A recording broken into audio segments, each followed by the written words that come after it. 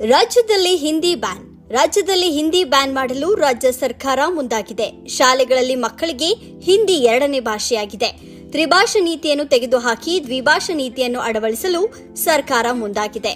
ಶಾಲೆಗಳಲ್ಲಿ ಹಿಂದಿ ಬದಲಾಗಿ ಕೇವಲ ಕನ್ನಡ ಮತ್ತು ಇಂಗ್ಲಿಷ್ ಕಲಿಸೋದಕ್ಕೆ ನೋಡ್ತಾ ಇದ್ದಾರೆ.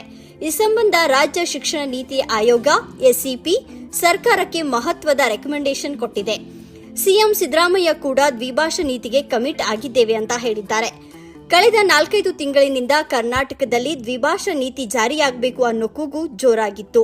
ವಿದ್ಯಾರ್ಥಿಗಳ ಜ್ಞಾನಾರ್ಜನೆಗೆ 2 ಭಾಷೆ ಸಾಕು, ಅನಿವಾರ್ಯವಾಗಿ 3ನೇ ಭಾಷೆ ಹೇರ್ತಾ ಇರೋದ್ರಿಂದ ಮಕ್ಕಳ ಟೈಮ್ ಹಾಳಾಗ್ತಿದೆ. ಕಳೆದ 2 ವರ್ಷದಿಂದ ಹಿಂದಿಯಿಂದ 2.1 ಲಕ್ಷ ಎಸ್ಎಸ್ಎಲ್ಸಿ ವಿದ್ಯಾರ್ಥಿಗಳು ಫೇಲ್ ಆಗಿದ್ದಾರೆ.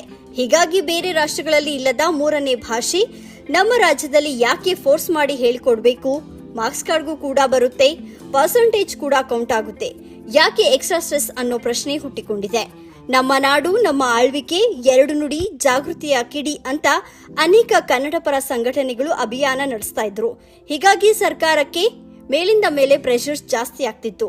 ಅಲ್ಲದೆ ಮಹಾರಾಷ್ಟ್ರದಲ್ಲೂ ಹಿಂದಿ ಕಡ್ಡಾಯ ಮಾಡಲು ಹೋಗಿ ತ್ರಿಭಾಷಾ ನೀತಿಯನ್ನೇ ಕೈಬಿಡಬೇಕಾದ ಪರಿಸ್ಥಿತಿ ಬಂದಿದೆ. ಹೀಗಾಗಿ ಕರ್ನಾಟಕದ ಮೇಲೆ ಇನ್ನಷ್ಟು ಒತ್ತಡ ಜಾಸ್ತಿಯಾಗಿ ಎಸ್ಸಿಪಿ ಮೊದಲ ಮಹತ್ವದ ಹೆಜ್ಜೆ ಇಟ್ಟಿದೆ. ಈ ಕುರಿತು ಸಂಪೂರ್ಣ ಮಾಹಿತಿಯನ್ನು ರೆಡಿ ಮಾಡಿದೆ.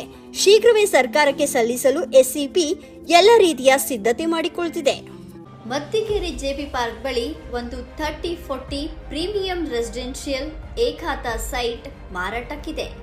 ಆಸಕ್ತರು ಈ ಕೂಡಲೇ ಸಂಪರ್ಕಿಸಿ 9008100449.